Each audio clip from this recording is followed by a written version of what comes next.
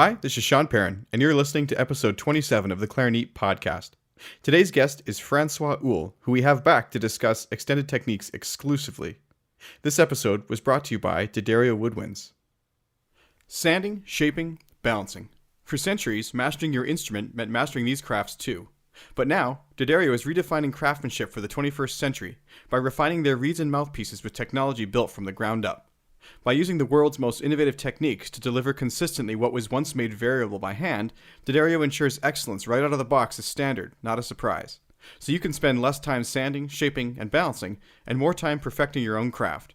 To learn more about the new era of craftsmanship from D'Addario Woodwinds, visit d'addario.com/woodwinds. Welcome to part 2 in a 2-part series with François Houle. Before we get started with today's episode, I'd like to play a quick excerpt of Francois performing a piece with an extended technique where he actually plays 2 clarinets at the same time. I hope you enjoy this excerpt and enjoy the interview.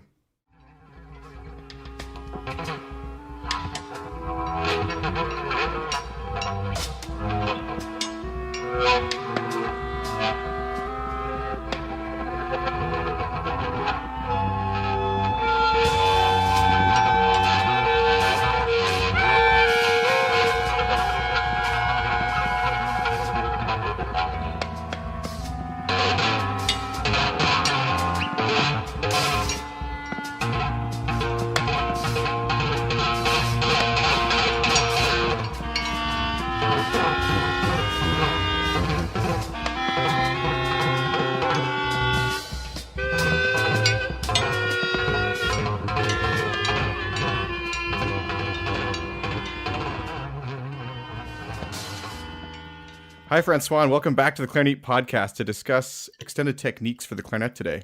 Hi, how you doing? Pretty good. All right. So we talked the other day, we kind of went over your recording career and some of your musical experiences, including recording some CDs that you've done. And on some of the CDs that you've recorded and in some of your live performance, you have done a great job of extended techniques. And this is something I've kind of broached the subject of with some other guests like Laurie Friedman and I believe Catherine Ladano, but we've never really kind of gotten inside the subject and talked about it a little bit. Before we go into it too far, I know that you're kind of opposed to the term extended techniques. Why is that? I'm not opposed to it. It's just the notion of extended technique implies difficult to listen things, sounds and, Yeah. and whatnot. And also, it also implies difficult to master type of stuff. And it doesn't have to be that way. I don't think that any extended technique is more complicated than your normal clarinet practicing of scales and arpeggios and articulation and whatnot. So there's a bit of demystifying to do in terms of what extended techniques are and how they work on the instrument. My whole approach basically now when I give clinics or workshops or master classes or lessons and we talk about multiphonics, I take it from the basic physics of the instrument up. So when you squeak, a squeak is a form of extended technique. It just kind of happens that your embouchure and the cavity was just placed in the wrong, positioned in the wrong place to create the tone that you wanted, and you end up with something else, an accident. That's so funny you say that, because Laurie and I were talking actually about the value of teaching kids to squeak in order to get the high notes. Absolutely. And from there on, I mean, Laurie and I have always very agreed in terms of those, exploring those ideas and why does that happen? And it's an opportunity to learn about proper embouchure. And again, just saying that proper embouchure, there's no such thing as a proper embouchure. It's just an embouchure should be a very plastic thing, elastic thing, I should say, not plastic, because you need your embouchure to adjust to the register that you're playing it, to the type of articulation, the type of colors that you want. And when you play a squeak, there's just a certain configuration of the embouchure and the air pressure and everything that causes that to happen. The more you learn about how that happens, the more you learn about the embouchure and its cause and effect. So maybe saying that I said you were opposed to it. Maybe that was kind of saying it wrong, but maybe what I mean is that like you view that the extended techniques should be sort of part of the more normal repertoire, and that by calling them extended techniques, it kind of scares people away from trying them, or they somehow think that they don't have to learn them to play. Yeah, well, a single tonguing is an extended technique. Some Yeah, people in a way. practice single technique to a point where they can play it at 156 a quarter note, and play 16th note at that tempo. That's an extended technique. It's outside of their comfort zone, so Well, to in a way, speak. everything was kind of invented, and these are just new things that are being invented. There you go. Or they were always there, but now they've entered the repertoire. They've entered the canon of great clarinet repertoire. So what I tried to do in my teaching with my beginner students is that I tried to introduce all those practices: circular breathing, slap tonguing, double tonguing, triple tonguing, all that stuff from the get-go, and multiphonic fingerings, quarter tone fingerings, so that the student, rather than waiting for 10 years and being terrified after 10 years of practicing standard repertoire, to go into extended territory. And then they're freaked out, and they're so locked into a mode of playing that goes against the idea of exploration and plasticity, that they're finding it difficult. But if you start a student from the get-go about learning the different ways of shaping the embouchure and using the air to create different types of sounds on the instrument, then fast forward 10 years, they've already covered all that at the same time as they covered their scales and arpeggios and everything else that they need to know, where there's no fear anymore, and there's no demystification to be done, and no big quantum leap to be done, because it was instilled from the get-go. Yeah, I think there's actually a lot of band pieces that are working on this kind of thing now for students. I mean, the kids actually will take their clarinet apart and play. There's a piece called Rats, Bats, and Spiders where they basically just honk on the mouthpiece to make a scary sound. And you'd be thrilled. I don't know if you had a chance to look through the new clarinet syllabus for the RCM, but they are introducing this sort of idea as early as level 2 now. So Wonderful. there's actually there's a piece called "Ode to the Bad Reed" or something like that, and the kid has to honk a couple times. And then there's multiphonics at a grade 4 piece, which I found kind of surprising, but that's amazing. Not rocket science, Yeah, no, it's all there. And I mean, Bill Smith, we talked about him a little bit yesterday, I think. When he's introduced the demi clarinets and playing two clarinets at once, a lot of people were going like, "Oh, he's such a pioneer and a crazy guy and experimenting and everything." But like I said, it's all based on certain traditions that he inspired in himself to build a new sort of clarinet repertoire based on those. What's available at hand, right? So you've actually segued into my next question. For those who don't know, William O. Smith, or Bill Smith, is someone who has experimented heavily with playing both halves of the clarinet with two mouthpieces at the same time. So you kind of take your mouthpiece and you put it into the lower section of the clarinet, and in addition to the upper one. I have to admit, this is something I haven't tried, and there's no excuse. I've got like 10 mouthpieces around. What palette does that open up for people, do you think? Well, it's certainly, first of all, you're going to get a different type of tone, especially if you're playing the left hand with the upper part of the clarinet with just a half, the top half. You're going to get a sound that's much closer to sort of like a Macedonian type of reed instrument, and you get microtonal scales out of it, and the same thing with the low register, but not as much in the right hand. So the relationship between the left hand and the right hand are they'll be more or less in tune, or you can play them if you play what would be a normal low C on the top half of the clarinet, and you play an F on the lower part of the clarinet, you're actually going to get a unison C on the instrument, a concert B flat. But they're about an eighth of a tone apart. So you get this magnificent friction and beats that happen in the sound. It's sort of like a wah wah wah wah wah wah wah and type of sound, and then you can work the embouchure with the two mouthpieces to play that, either play in and out of tune of it, and use your fingers also to control the pitch. And so already right there, there's so many possibilities, and that's the beats that you get between the out of tuneness. It becomes a very rich, very expressive tool for composing, and Bill has certainly explored that a lot, you know. But then again, all the stuff really has to do with my good friend Benoit Delbecq calls an ear attitude. So if you listen to things and you think in terms of with a critical traditional mind, you're going to go, oh my God, it's out of tune, it's horrible. Yeah. But if you listen to it from a creative standpoint, it was like, wow, what can I do with this? How can I explore this to yield some expression and maybe find some beauty in it? Then it opens up a whole well of possibilities that are really worth exploring. And, you know, when I show those tricks to my beginner students, that's what they practice the most, because it's so much fun and they become so good at it that, you know, they made me feel like, wow, I should have done that when I was 8 years old, but nobody told me that I didn't have license to do it, you know.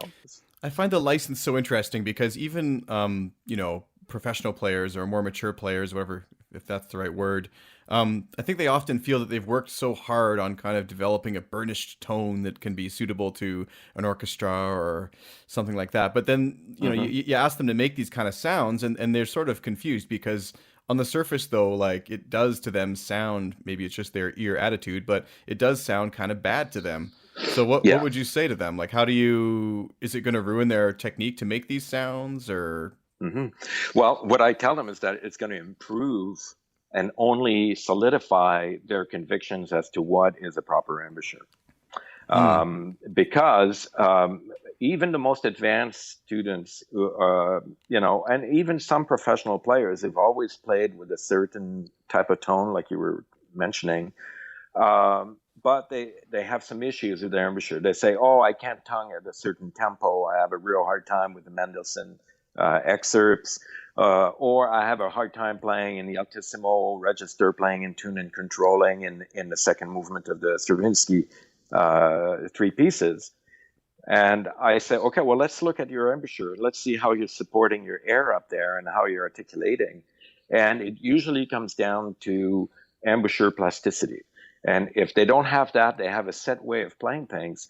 There's a lot of repertoire they're not able to do. If they take the Seven Brightnesses by Peter Maxwell Davies, there's no way they're going to play the altissimo register excerpts from that piece. But if they explore the embouchure and working on overtones and learning the proper fingerings for the proper overtone results, they're going to realize quickly that with a minute little adjustment, they actually can extend their range by at least a fourth or a fifth without really hurting anything, and actually by relaxing even more.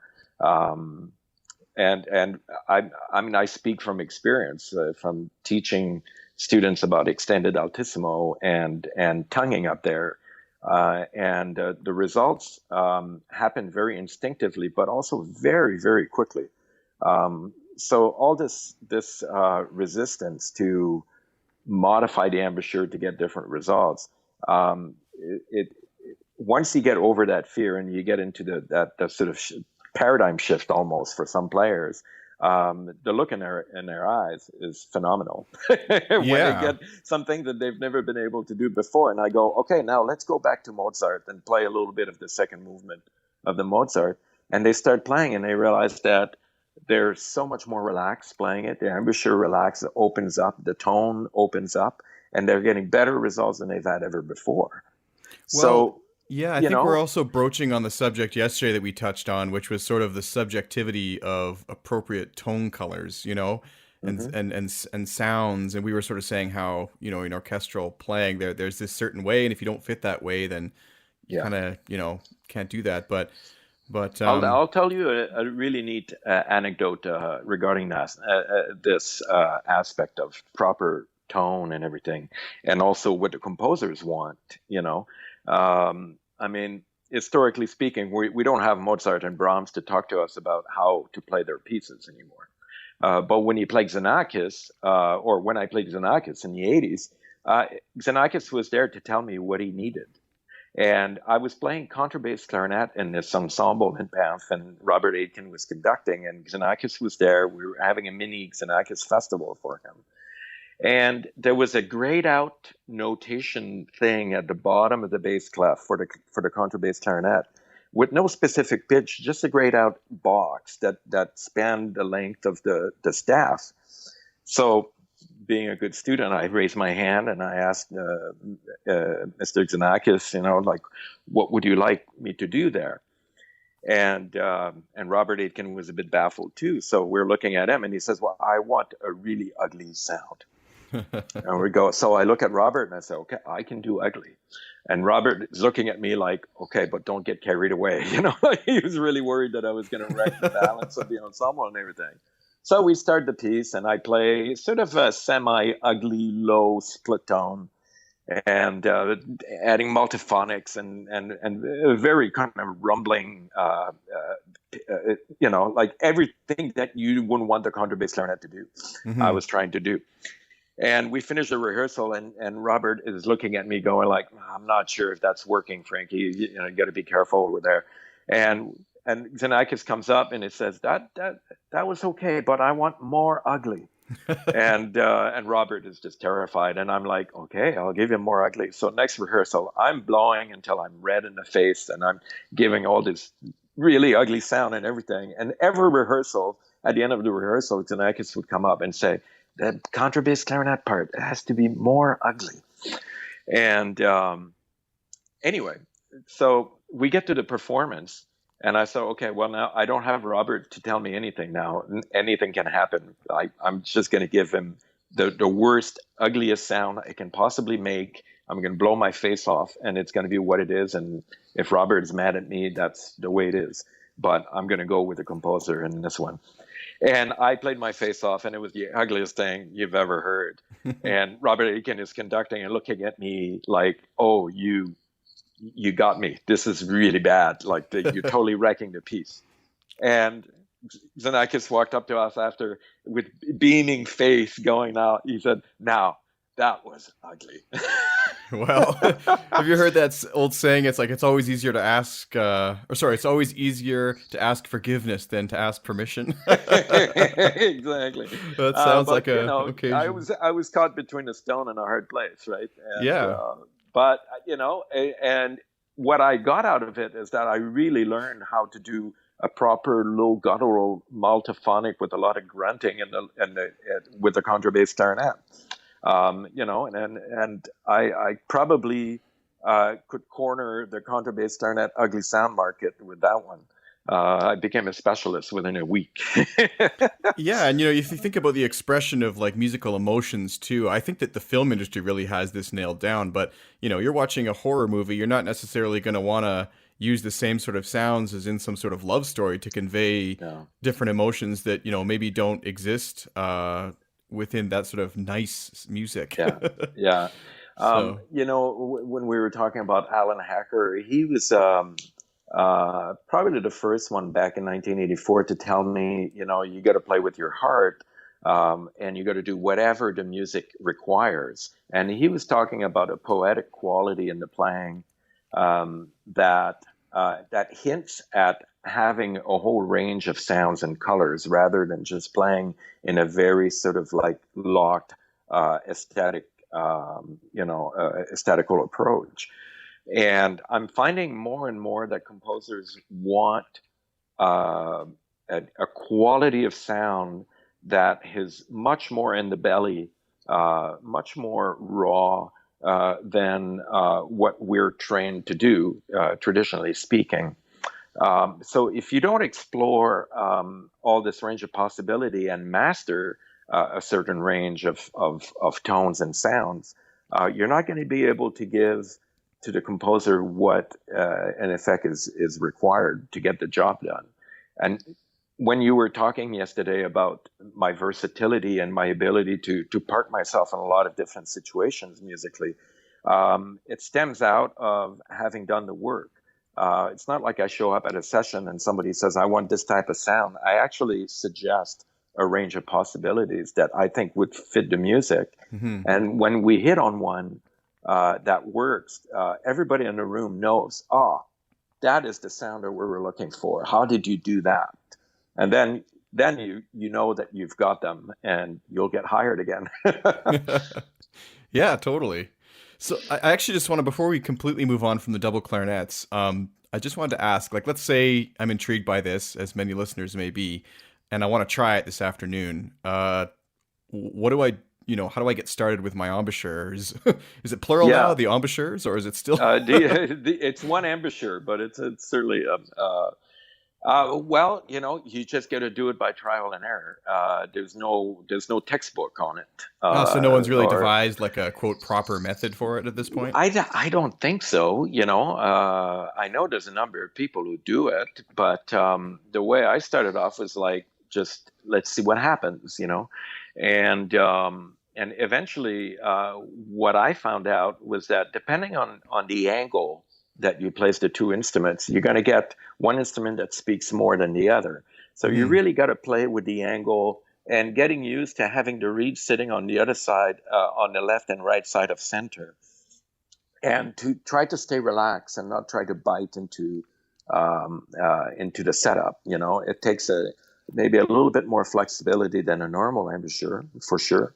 And key is also to find the right strength of reeds. It's probably a good idea to start practicing this with very soft reeds. Even though you're not going to get the kind of tone that you want, at least you're going to get a response, and you're going to learn how to control the dynamics of each instrument, and also how to get from trial and error a proper sort of position that doesn't leak too much air.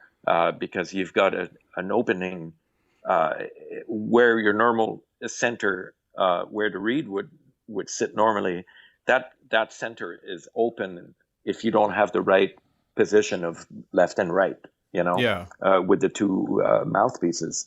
So you have to experiment for quite a while before you get a proper seal. And to tell you the truth, I've never really taken close-up pictures to see how I actually do it. But I play with no air leak whatsoever in the best of situations, mind you, with the proper reeds, the proper reed setup, and the proper angle. You can actually get a perfect seal where you get just beautiful, pure clarinet tone. So it's trial and error and practicing it, but not giving up. The other advice that I would give to anybody who wants to do this is to start with an A clarinet and a B flat clarinet instead of the demi clarinets. Because then you can play a C sharp on the A clarinet and a C on the B flat clarinet, and you can play them if they're tuned to 440. You can actually start by practicing tuning the two instruments. Depending on the angle and lip pressure, you can actually play perfect unison with a B flat and an A clarinet. So it's a lot easier and much more pleasant to practice that way, because you can rest the bells on your legs as well, so you don't have the weight of the instruments on your wrist and thumbs. And you can practice for a little bit longer. That's very cool. I don't know why I didn't think of that. That would be, and for those people who are concerned about it potentially sounding, quote, bad, this is some way to get some more tonal, approachable harmonies, perhaps. Totally. You can practice thirds, fifths, and then once you develop an ability to control the relationship between the B flat and the A, then you can also experiment with the B flat and an E flat clarinet, where you get these beautiful fourths and fifths. And you practice in the lower range until you're comfortable with it before you move on to the register keys and the upper octaves. Yeah, that sounds very cool, actually. I think the neatest thing about this is that it does open up a second sort of voice for clarinet players, which we don't normally have. But of course, we can also sing into our instruments. What's your thoughts on that, and how people can get started with it? Just by doing it. There was an incredible back pressure that occurs when you sing and play into the instrument. So you have to experiment with finding a happy medium between having a proper embouchure and using your throat to, and your vocal cords to get a sound. I've never been a big fan of this of that technique, even though there's some pieces like Apergis 200 measures for solo clarinet, where a lot of it is voice vocalizations and air noises that you have to do, as well as playing subtones on the clarinet. But it's all very gentle, pianissimo stuff. That's a great piece of repertoire if you want to explore that idea and see how he actually notates everything. It's sort of a reference piece for that type of practice. But I've never been a really big fan of it. I find that the end results are there's certainly a limitation to it. When I improvise, I'll use my vocal cords quite a bit when I want to get sort of a more aggressive rolling tone almost. And that coupled with sort of this rumbling double tonguing that I do, you get sort of an effect that sounds a little bit like when Anthony Braxton plays the clarinet. He's an alto sax player primarily, but he's actually a pretty fine clarinet player too. But he gets a sound on the clarinet doing the stuff that is very haunting and very powerful. John Carter, who was also a big influence of mine, probably the only Black American clarinet player who introduced the clarinet, brought the clarinet up to date in the late '60s. He grew up in Kansas, so he was in Kansas City, and he knew Ornette Coleman and played with Ornette Coleman. But he was playing. He was a doubler, but later on in life, in the late '60s, he started playing strictly clarinet. In the '80s, and he's a fabulous clarinet player. And he would do this vocalization as he would circular breathe on the clarinet, and it's the most beautiful thing you've ever heard. There's a piece, if you could track it down, it's called "On a Country Road," and it's a master class in singing and playing the clarinet together. Yeah, so there's lots of ways that, you on your website, you actually have, I think you listed 14 extended techniques or something like that. And of course, there's many more than that. But let's sort of use this as a chance to segue into your clarinet DNA project. What's that all about?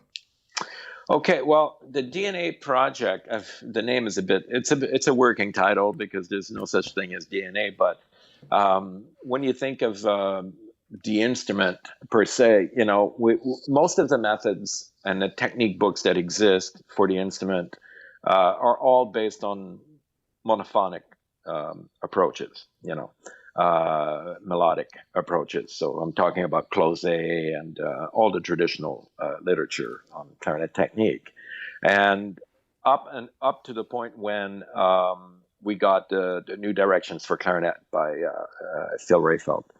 And Bill Smith's cue cards on duotones. So the way that those are organized, and unfortunately, there's a lot of fingerings there that are wrong. The fingerings are okay, but the notes that the resulting tones and multiphonics that Phil Rayfeld notated worked on a certain model of instrument with a certain setup, with a certain reed. As soon as you veer away from that setup, which is never mentioned really in the book, you get different results. So it's a very misleading document, and it's organized, and there's some description of what the fingerings do, but they're not organized by classes of types of sound that result from the multiphonic fingerings that he has listed.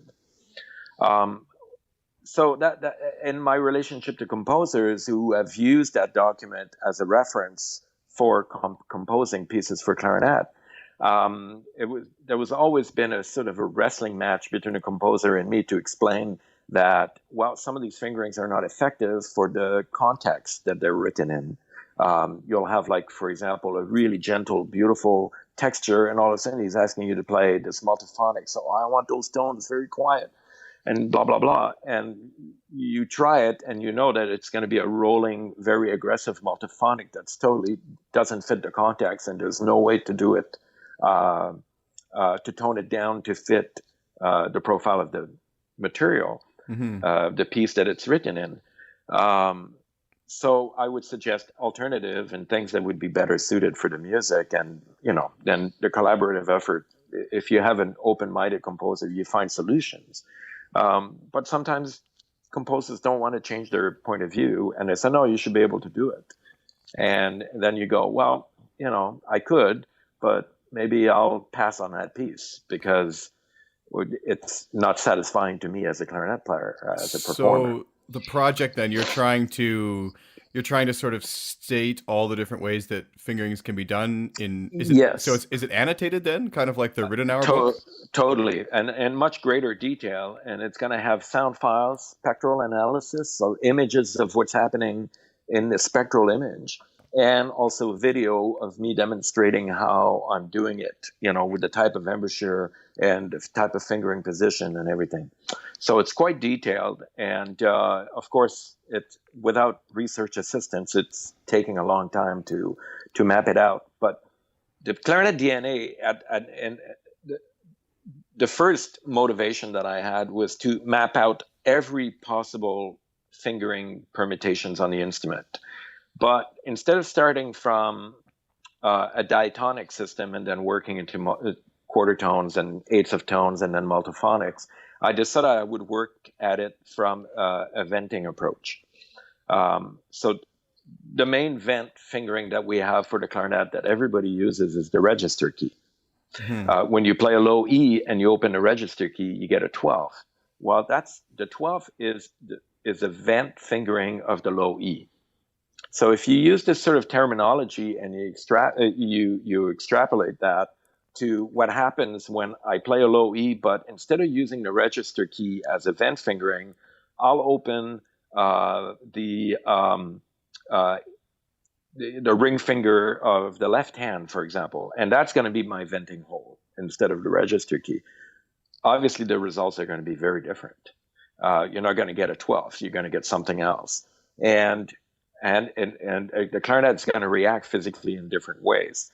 And if you play it very, very gently, you'll get some kind of subtonish type of sounds. If you blow a little harder, you'll get overtones. If you adjust the pressure, you might get more than one pitch at a time, which we call a multiphonic. So my approach to clarinet DNA is to work my way up from a completely closed tube to a completely opened tube with all the fingerings that are physically possible by playing on a clarinet that is covered with keys. So if you were to play all the opened holes of the clarinet, that is a fingering that doesn't exist in the clarinet books, traditionally speaking, because you have to open all the trill keys, all the fork keys. Every key that is closing a hole has to be opened in order to get all the holes of the instrument, all the tube completely open, right? Yeah. So right there, that's a new fingering that nobody has ever used. So what I'm trying to do is cover everything from a completely closed tube to a completely open tube and see what happens, and line them up and document them. And by my estimate, there's over 4,000 of those fingerings. Wow.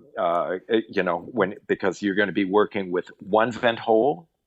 So if you close the E and then you open any hole one at a time on the clarinet, and then close it back and open another one, you've got, technically on an 18-key clarinet, well, you have all kinds of hole permutations that are not traditional fingerings that are going to give you different results. And so that's where the DNA part of it, it's all part of the fabric of the instrument, the way it is built nowadays, right? I'm talking about the modern it's clarinet. such a discovery process. There's this video on YouTube actually where they invented some sort of gigantic new sort of bassoon thing. I'll have to send you the video. Maybe I'll post it in the show notes. That would But be great. but I'd love to during see that. the video though, the guy said something really interesting, which sort of caught me off guard. He said they asked him what the highest note was, and he said, "Well, the one that I've discovered is this," and then he played it, and I was like, "That's so interesting! Like he's discovering the notes Yeah. for the Yeah. first time, you know." And Yeah. there might be more notes in there, but he hasn't found out how to get them yet. Yeah. And Yeah. it was so sort of interesting. Definitely. You could almost Well, call the whole thing the Clarinet Genome Project, isn't that when Well, they? that would probably be more accurate. You know, I like DNA. It's easy to remember. Genome is very Yeah. good, and it's got some parallel to Anthony Braxton because he actually wrote a piece called the Sonic Genome Project, which was a piece for community-based ensembles. That's fantastic. It's huge scores. But anyway, the Clarinet DNA project, when you think about it, once you've mapped out all the possible fingerings on the instrument and the resulting pitches, you should end up with a very, very clear picture of all the possibilities that are available to you as a clarinet player. You know, I always laugh when I see method books where they map out all the possible fingerings for an altissimo G, for example. The G is a very flexible note, so there's actually a lot of overtone fingerings on the clarinet that has a G in common. By mapping out all the fingering possibilities, I know that I would have a complete list of all the fingerings that would have a harmonic G. It's G5 or G6 in common on the instrument. So having that at your disposal, you could go to any piece of repertoire. You could look at the Copland Concerto, and you would have about a list of probably 25, 30 fingerings to play those high Gs, as opposed to the one or two that your teacher taught you that you've always practiced that I've always never really felt right. Maybe for your instrument. But then if you go from a LeBlanc to a Selmer to a Buffet, if you play a Divine or if you play a Tosca, you're going to get different Gs on all of them. But with having that list of fingerings, you could find the one that would work the best. I have a fingering for G that I like to use that on other clarinets I know it's not in tune. I know it doesn't work, but you know what? For some reason, it just works and it speaks nicely, so I use it quite regularly. And one time someone said to me like, well, "You can't use that fingering," and I was like, "Well, why? It's right on the tuner. It sounds nice. I mean, what's the problem?" So well, this is a very good example, Sean, of what I talked about. This sort of like clarinet. Academia or dogma that locks the clarinet into one mode of playing is this attitude of, oh, you can't do that, that's wrong, or that's the wrong tempo for the second movement of Stravinsky three pieces, or that's not how you should play it rhythmically. That's vibrato. It's all based on it's all based on scholarship, right? Yeah. And I respect that. I have extreme amounts of respect for people who have done their due diligence and research. But it stops at that point when they tell me that, oh, you can't do it this way. That's the wrong way to do it.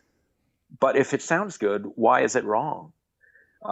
So I try as much as possible to if they can prove me wrong that there is a better fingering than the one that I'm using, I will happily switch over to their idea and adopt it and make a note of it, and then pass that on to my students.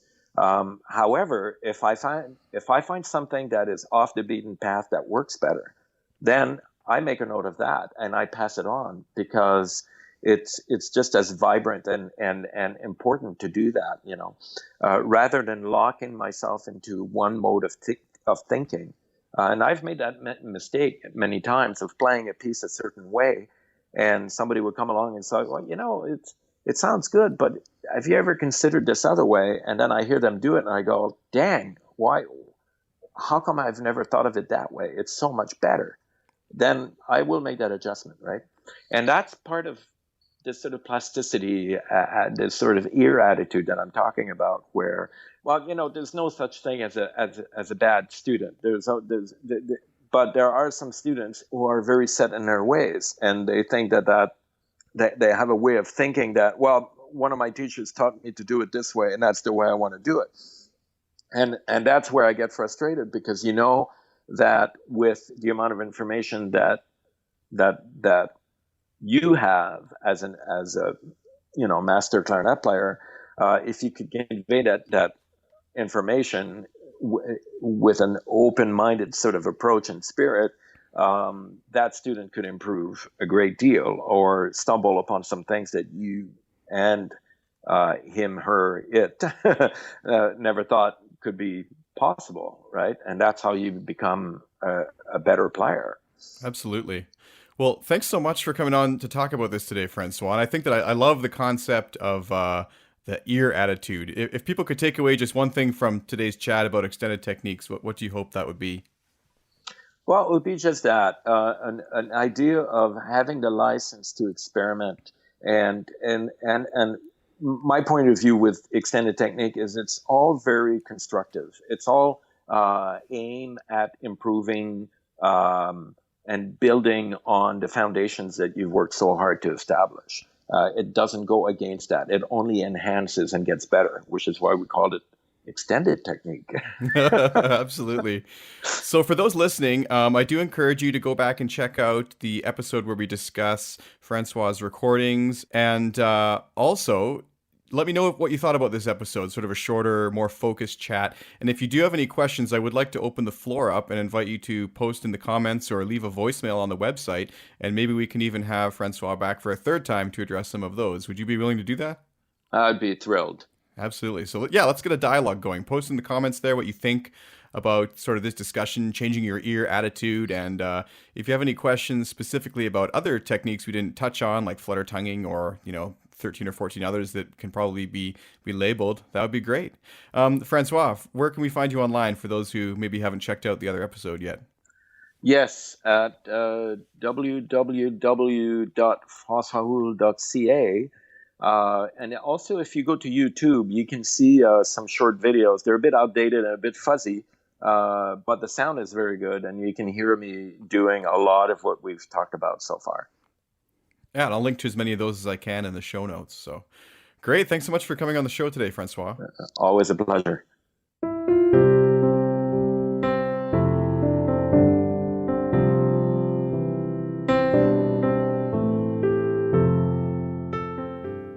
That's all for today's episode of the Clarineat.com podcast.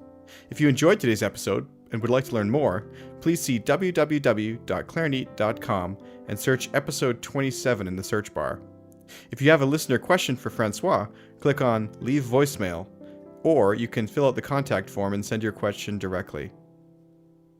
This episode was brought to you by D'Addario Woodwinds. Sanding, shaping, balancing. For centuries, mastering your instrument meant mastering these crafts too. But now, D'Addario is redefining craftsmanship for the 21st century by refining their reeds and mouthpieces with technology built from the ground up. By using the world's most innovative techniques to deliver consistently what was once made variable by hand, D'Addario ensures excellence right out of the box as standard, not a surprise. So you can spend less time sanding, shaping, and balancing, and more time perfecting your own craft. To learn more about the new era of craftsmanship from D'Addario Woodwinds, visit D'Addario.com/woodwinds.